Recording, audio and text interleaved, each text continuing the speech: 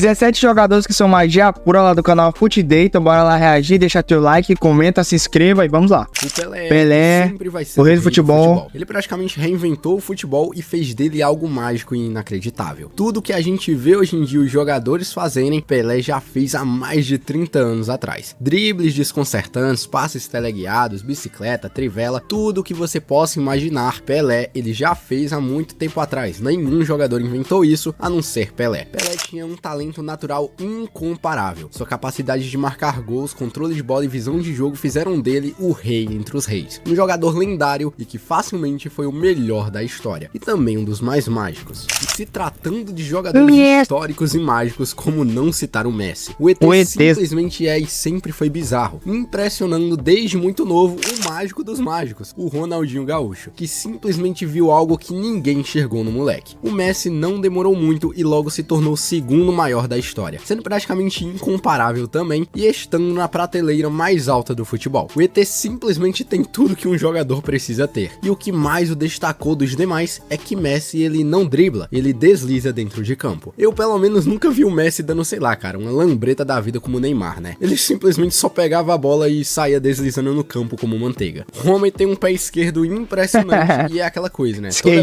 vez que o Messi pega na bola, é praticamente certo que ele vai fazer algo mágico. Seja driblar todo mundo, seja marcar um golaço, né? Ou simplesmente meter um passe que ninguém imaginaria. É basicamente como o Lionel Scaloni falou um tempo atrás. O Messi pode jogar em qualquer posição do campo, pois ele tem a capacidade de exercer ela com a maestria total de sempre. Simplesmente um mágico. Meu nome é Caio, você está no FUTDAY, já vai deixando aí o likezão, tá? Pra apoiar aqui o nosso trabalho e também se inscreve aí no canal, rumo a 100 mil inscritos. E dando continuidade aqui ao Maradona, é simplesmente maluco o que fazia Diego Armando Maradona. É realmente papo de ser idolatrado como ele é até os dias atuais. Muito por conta que ele foi um homem que deu uma Copa para a Argentina depois de muitos anos. O Maradona era tipo o Ronaldinho argentino, sabe? Toda vez que ele pegava na bola, era certo que a bola iria responder aos seus comandos. Era algo bizarro e que realmente parecia magia. Só de ver os treinos do Maradona já era algo mágico, mas ver ele dentro de campo era mais ainda. Eram lances de você ficar literalmente de boca aberta, ainda mais quando ele marcou o icônico gol de mão, sendo um dos poucos que conseguiu essa façanha. E se tem uma posição onde facilmente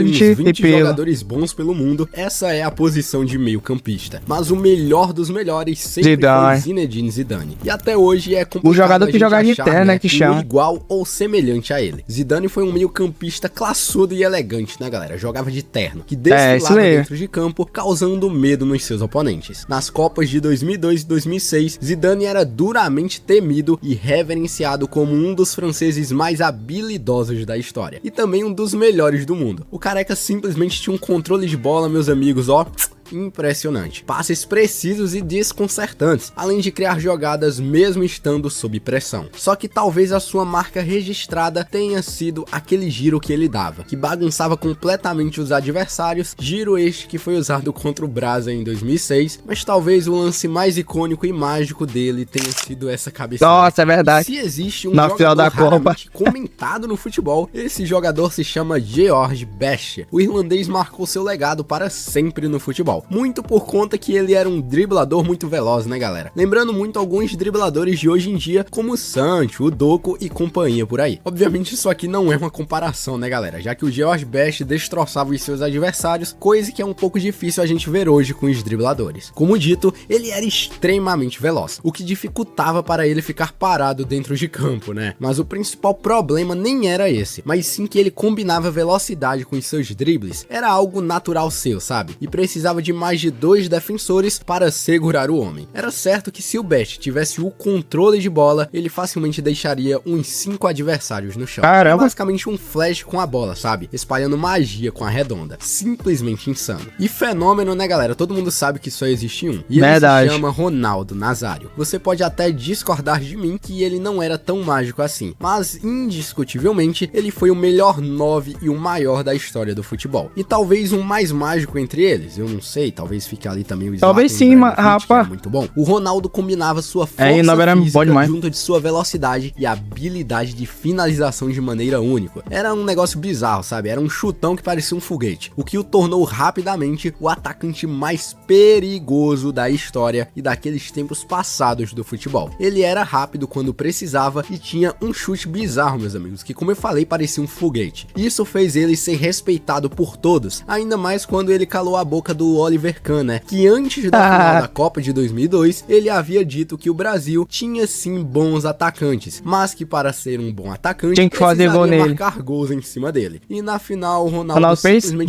colocou 2 gols na muralha alemã. Galera, o Ronaldo, todo mundo sabe, né, mano? É inigualável, o melhor centroavante aí, na minha opinião, que existiu no futebol. E muita gente acaba limitando, né, a magia do futebol apenas para outras posições do esporte. Mas para Manuel Neuer, isso é incabível, né, galera? Todo mundo sabe que ele é o melhor goleiro da história. Eu sei que existem muitos outros goleiros que fizeram seu nome aí na história do futebol, mas pra mim, igual Manuel Neuer, vai demorar um pouquinho aí pra existir. Talvez ali o Courtois, eu acho que não tá nem perto. O alemão praticamente reinventou a posição de goleiro, pois em uma era onde os goleiros mal jogavam com os pés e mal saíam da área, Manuel Neuer fazia isso. O cara era tão monstro que o Guardiola simplesmente brincou com ele, dizendo que o meteria para jogar como meio campista. Então o Guardiola era técnico do Bayern de Munique. As defesas que ele fazia e faz até hoje são lembradas, além de ficar marcado como goleiro que deixou o Ter Stegen no banco, com o segundo goleiro da Alemanha não tendo praticamente nenhum minuto dentro de campo. Verdade. Olha, né, galera, que o Ter Stegen... Galera, como a gente sabe, né, o Neuer agora acabou de se aposentar aí da seleção da Alemanha. Agora, finalmente, o Ter Stegen vai ter uma oportunidade de ser titular da seleção, porque antes disso ele não tinha nenhuma oportunidade, porque a gente sabe, né, o Manuel Neuer é um craque, uma lenda do futebol da Alemanha. Mas é uma pena que ele tenha se aposentado aí, fez muita história na Alemanha, principalmente ele na Copa de 2014, mas é isso, é um cara aí que vai ficar na história do futebol como um dos maiores goleiros que a gente já viu aqui no mundo jogar bola. Ele vem de uma boa fase aí pelo Barcelona e mesmo assim na última Eurocopa que teve, ele ficou no banco. Na pior fase do Neuer, ele ainda assim é o melhor goleiro do mundo e o melhor da história. É incomparável, nem Courtois, nem Ederson, nem o Naná, nem ninguém. É Manuel Neuer. E agora eu vou ter simplesmente 3 jogadores juntos aqui, né? Uma trinca de meio campo. Muito por conta que eles jogavam no mesmo time, se completavam e eram muito bons individualmente também. Xavi Hernandes, Iniesta e Sérgio Busquets. Que meio de campo, trinca de meio campo e talvez o melhor meio campo da história. Esse era então o trio do meio campo do Barcelona, simplesmente um dos trios mais assustadores da história do futebol e um dos mais tenebrosos. Xavi combinava dribles, né, passes e visão de jogo fora do normal, ficando marcado principalmente pelos seus passes curtos, que eram muito precisos. E se Xavi era impressionante, o que falar de Iniesta, que pra mim é top 5 meio campistas da história. Pra mim, por conta que tinha que ter ganhado a bola de ouro, pelo menos uma. Ele praticamente usava só 1% de seu cérebro, né? Além dos seus momentos decisivos que proporcionava o sorriso e a alegria de quem o assistia. Mas o real cérebro da equipe, na minha opinião, se chamava Sérgio Busquets. Talvez o melhor volante da história, pois atacava bem e defendia bem, sendo lembrado por praticamente não perder a bola quando a tinha. Quem viu o Barcelona do Tiki-Taka sabe que esses caras eram literalmente os capetas dentro de campo. A aposentadoria de Toni Kroos foi um dia difícil para os fãs de futebol pelo triste, mundo. O que esse alemão fazia dentro de 33 campo anos se aposentou tão cedo, fora do normal e impressionante. Cara, o Bayern de Munique perdeu e perdeu demais com a sua saída. Por muito tempo foi uma espécie de coadjuvante no Real Madrid, muito por conta que o Modric jogava por lá, né, galera? Mas na minha visão, o Kroos se tornou um jogador mais formidável que o Modric. Olha que são posições um pouco diferentes, né? Ataca bem, defende bem e tem uma visão de jogos, ó,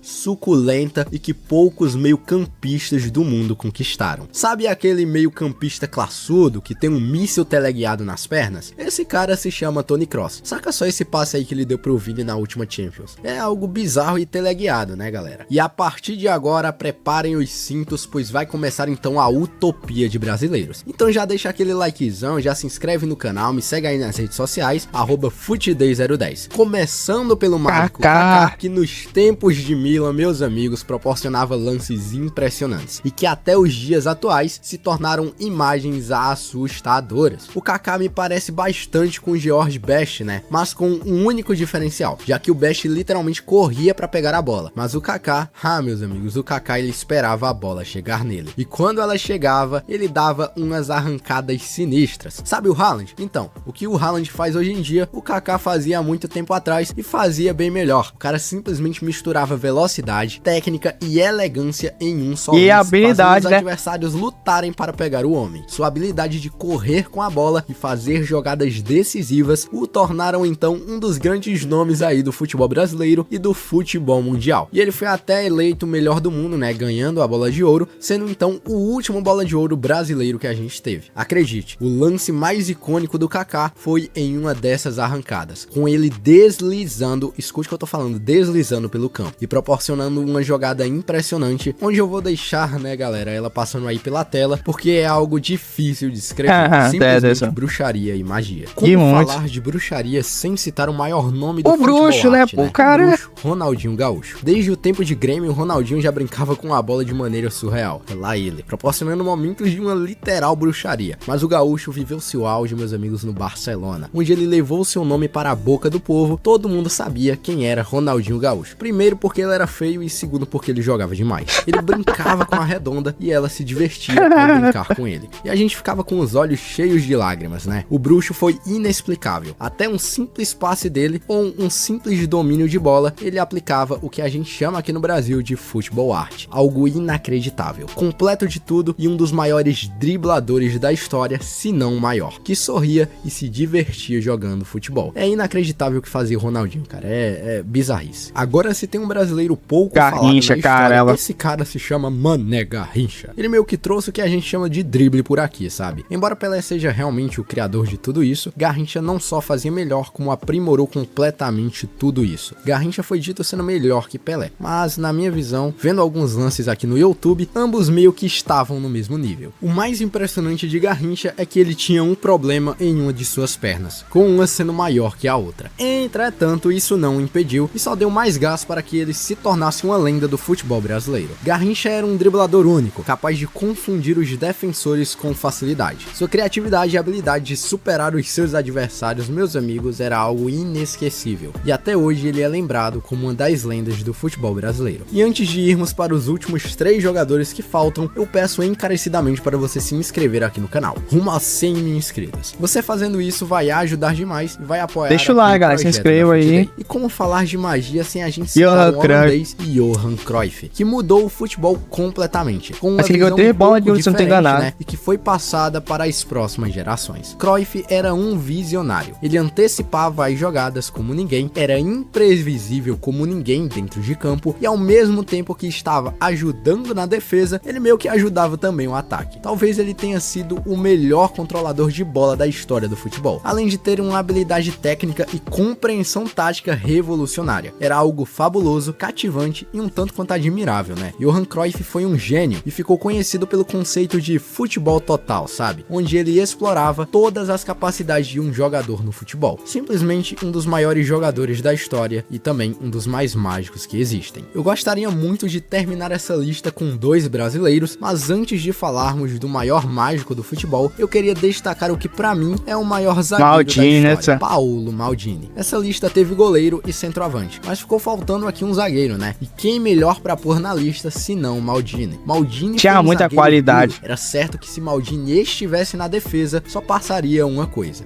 ou era a bola ou o atacante, já que Maldini fechava completamente a defesa. Era cada desarme que ele fazia que deixava todos arrepiados. Por muito tempo, foi o zagueiro mais temido do mundo. Os adversários respeitavam ele, pois o seu olhar já era intimidador. E quem melhor pra gente finalizar essa lista aqui, senão pela maior referência para os jovens dribladores de hoje em dia, sem ser pelo menino Ney. Cara, os tempos de Santos eram lendários. Neymar simplesmente comia a bola, deitava e rolava. Que bom que eu pude de assistir, né? Neymar no Santos, na moral. As crianças pelo Brasil e pelo mundo. Ele driblava que nem maluco. E era certo de uma coisa: se ele tocasse na bola, ela grudava em seus pés até o ataque. Não era firula, era magia, algo contagiante. O auge do Neymar foi no Santos, o que o fez então ser cobiçado por muitos times pelo mundo, indo para o Barcelona, onde ele fez história em um dos trios mais mágicos do futebol, o trio MSN. Se vocês quiserem, eu também posso fazer um vídeo sobre os trios mais mágicos do futebol. É só vocês comentarem aqui embaixo. Neymar já não fazia mais mágica, e sim bruxaria, né, galera? Era o literal futebol art, inspirando gerações,